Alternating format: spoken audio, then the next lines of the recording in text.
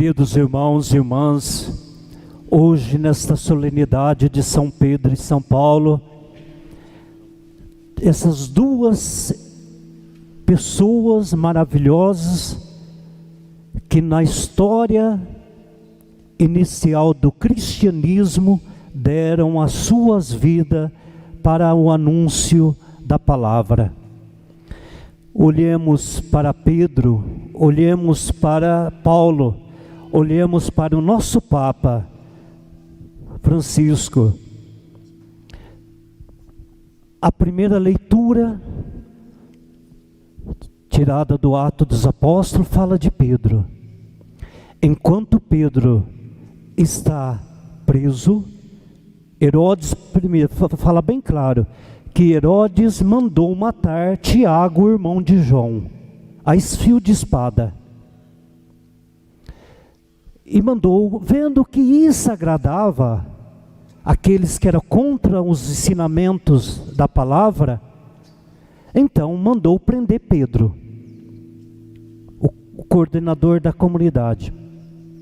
Enquanto Pedro é preso, está na prisão, toda aquela comunidade que já foi evangelizada, que conheceu já o anúncio da palavra e que se encontra em comunidades, estava orando incessantemente para Pedro.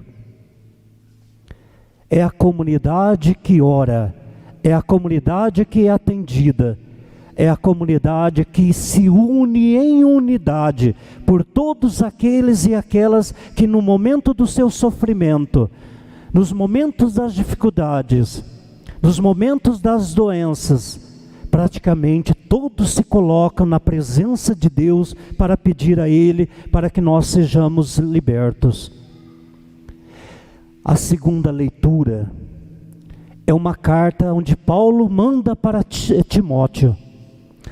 Timóteo, ele era um jovenzinho, um apóstolo jovem, Paulo, quando fundou uma comunidade, confiou Timóteo para cuidar dessa comunidade. E ali nesta comunidade, muitas vezes, Tiago era um homem, se vamos falar, um apóstolo assim, um pouco, se deixava levar por aquilo que acontecia. Acontecia alguns problemas na comunidade, ele já se sentia culpado, ele já se sentia desanimado, ele já era uma pessoa que, vamos falar, oscilante. E Paulo muitas vezes escreve para Timóteo, dando força para ele, incentivando, animando, pedindo que ele seja perseverante, que mesmo quando os problemas ele vai enfrentando dentro da própria comunidade de fé, que ele enfrenta isso daí, que ele não corra disso daí, que ele não desanima, que ele não pegue para ele, mas que ele enfrenta junto com a comunidade para que seja sanado aquele problema.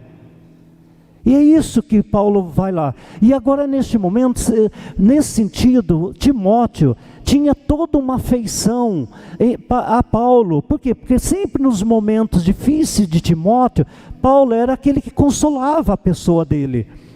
E certamente Timóteo estava desanimado ao saber que Paulo estava para ser morto, decapitado. E aí Paulo manda faz essa escrita para ele, dizendo, olha Timóteo, olha como nós temos que ser na nossa vida, olha o exemplo que nós temos que ser perante a fé. A gente não pode ser, nós não podemos ser cristão de araque. É só algo que está a meu interesse. Se está no meu interesse, aí eu sou cristão. Agora depois, quando acontece alguma coisa, eu não sou mais cristão. Ou então, porque eu estou pedindo isso daí, então porque eu não recebi, agora eu não vou mais legar, não. Não, Paulo apóstolo ensina, dá uma lição de chá para nós aqui, queridos irmãos e irmãs, muito grande para cada um de nós, escrevendo para Timóteo, dizendo, olha Timóteo, agora, é quase como dizer para ele, agora Timóteo, você vai ter que cuidar, você tem que encontrar sua força em Deus, procura se consolar nele, porque eu não vou estar mais aqui. O que eu pude te ajudar, eu te ajudei, e a única coisa, se você me considera, toma como exemplo, como modelo. E aí Paulo fala, quanto a mim, Timóteo, eu já estou para ser crucificado, para ser sacrificado. está partindo a um momento da minha vida. Mas Timóteo, ele fala, olha, combati o bom combate, quer dizer, eu lutei, o que eu pude fazer, eu andei, eu cruzei, levei paulada, levei gente que compreendeu, gente que não compreendeu, pessoas que me tocaram, gente que, ele fala que passou fome, aconteceu isso, então combati o bom combate, tudo por causa do anúncio da palavra, e ele diz bem claro, combati o bom combate, eu completei a corrida, quer dizer, eu cheguei na meta, porque a meta foi anunciada, e agora eu vejo que agora eu estou impossibilitado de fazer, porque eu estou preso agora ali também. Mas uma coisa importante que ele fala, mesmo diante as pauladas, mesmo diante as dificuldades, mesmo ele até fala que foi até naufragado, o barco que afundou e ele teve que sair nadando, quase morrendo lá, e foi para na ilha de Malta, e etc. Ele nunca desanimou na vida dele, ele falou, olha, eu guardei, porque a fé, queridos irmãos e irmãs, não é algo oscilante, não, eu acredito, assim que a fé, a gente tem um momento que a gente pode até falar, a minha fé está mais, a minha fé está menos, pode estar, mas a fé é sempre uma questão da gente alimentar. Se a gente não alimenta a fé através da palavra, através da oração, através da Eucaristia, através da sintonia da nossa vida com Deus, se a gente não fizer isso, com vontade ou sem vontade, eu não tenho vontade de rezar, eu não tenho. Se você ficar pela tua vontade de querer rezar ou não rezar, você nunca vai rezar. Tem que botar vontade.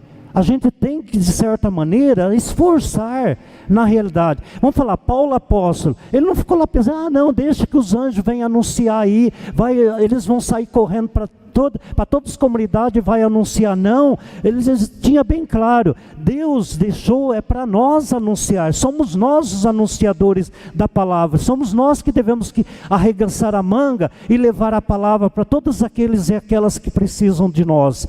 E nesse ponto aqui, Paulo fala, por isso, não teve nada, não foi a doença, tanto é que tem uma música que até mesmo fala, nem a morte, nem a tribulação, nem as dores, nem a doença, nem nada, que fez ele separar do amor de Deus. É assim que nós temos que ser cristãos. Ser cristãos realmente... ser cristãos de maneira que a gente abraça a fé e ninguém tira. Ninguém pode tirar aquilo que está dentro de cada um de nós. Aquilo que eu acredito, aquilo que eu abracei, aquilo que eu aprendi, aquilo que eu vivencio comigo na minha vida, é isso que eu tenho que procurar sempre guardar e não deixar que ninguém possa atingir ou tocar de maneira que possa ofendê-la. É isso que Paulo apóstolo tinha bem claramente na sua vida. E depois nós ouvimos a profissão de fé de Paulo apóstolo, muito bonita, vamos falar, desculpa, o evangelho de Mateus, né? Jesus que confia a Pedro, a comunidade. Jesus está falando, olha Pedro, eu te dou a responsabilidade, a chave. Não significa milagrosamente ali. A chave significa a responsabilidade. Eu, Pedro, estou dando para você a chave da comunidade.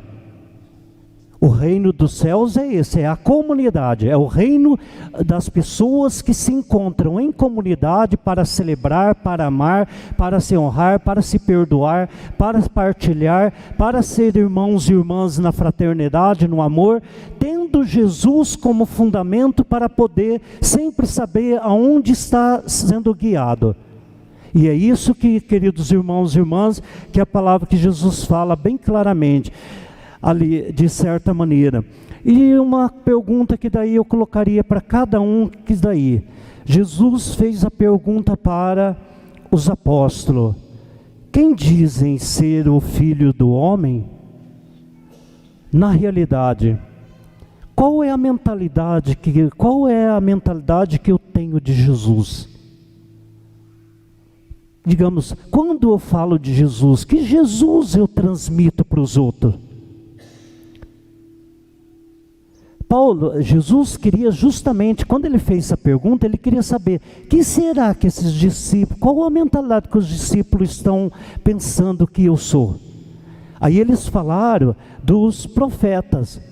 falou, olha, João Batista, vocês acham que Jesus é o João Batista severo, que queria separar a palha do trigo ali? Ele falou, não, Jesus não é de separar.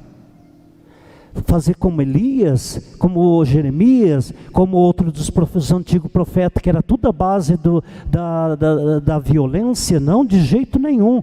Jesus não veio falar, a lógica de separar, Jesus quer que nós entramos na lógica dele. A lógica dele é o amor, a fraternidade, o respeito à dignidade de cada pessoa, da gente procurar respeitar, da gente poder, de certa maneira, vivenciar, não importa cada um como vir, mas sempre o respeito a pessoa deve ter. E é isso que Jesus vai nos ensinar.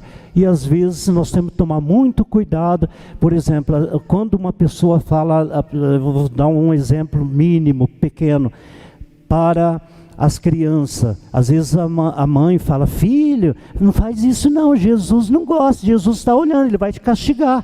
Olha a mentalidade de Jesus que você está passando. Quando Jesus fala que ele é amor, você está transmitindo para o teu filho um Jesus vingativo, um Jesus que, se eu não faço isso, então ele vai me castigar.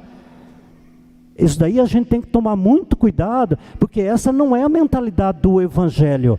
Ou eu entro na lógica do Evangelho, ou então eu vou passar a mentalidade que eu tenho de Jesus. E essa é a mentalidade que você pode ter.